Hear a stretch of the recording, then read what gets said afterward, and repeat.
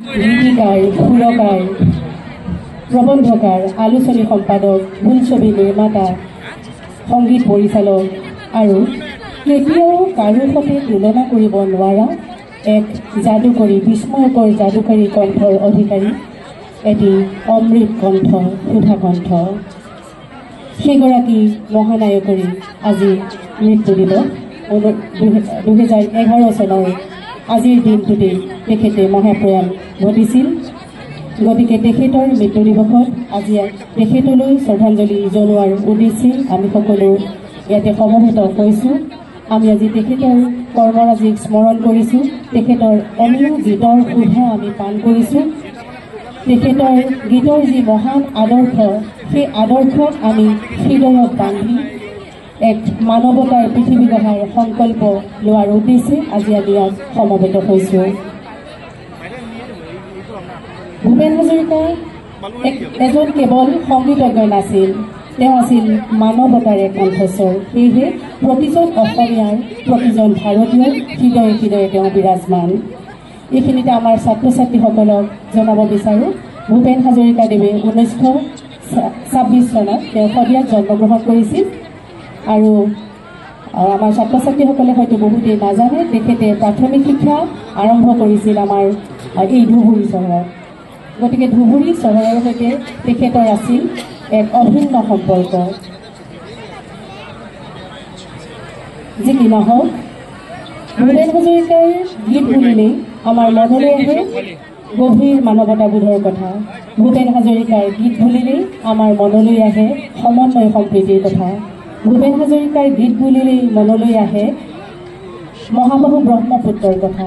ভূপেন হাজৰিকাৰ গীত বুলিলেই মনলৈ আহে অনুপম শব্দৰ মায়াজালৰ কথা, এটা এটা শব্দৰ সঠিক উচ্চাৰণৰ কথা।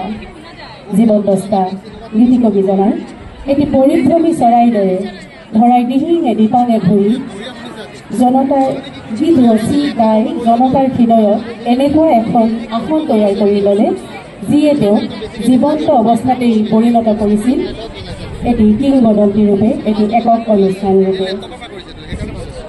তেওঁৰ গীতে চলচ্চিত্ৰৰ কাহিনীৰ দৰে একোখন ছবি আমাৰ মনলৈ আনি দিব পাৰে।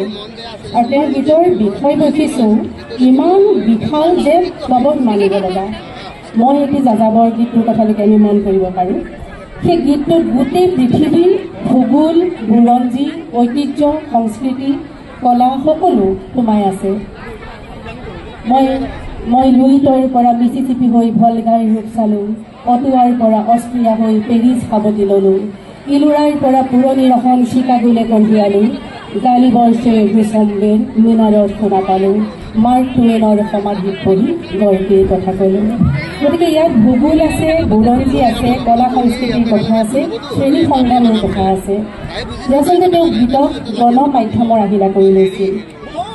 কাৰণ তেওঁ সেই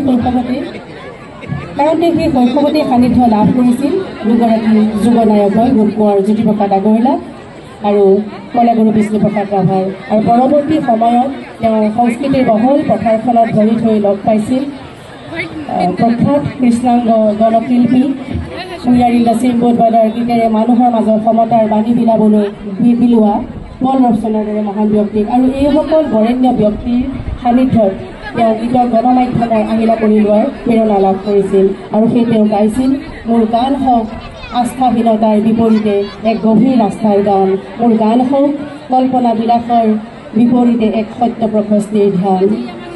গতিকে ভূপেন হাজৰিকাদেৱৰ গীতৰ আৰু এটি লক্ষণীয় কথা হ'ল যে তেওঁ কেতিয়াও আপোন মাতৃক চেৰাই গৈ বিশ্বমাতে বন্দনা কৰা নাছিল।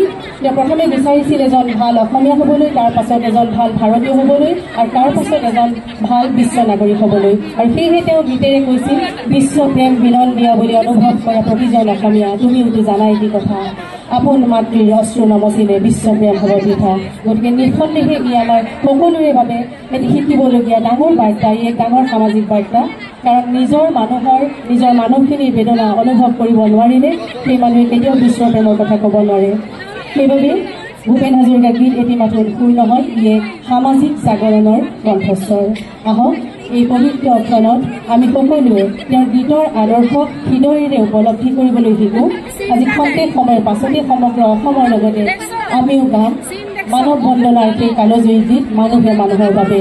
এই গীত কেৱল মাত্ৰ এটি সুৰ নহয়, ই আমাৰ জীৱনৰ এক মহামন্ত্ৰ হওক।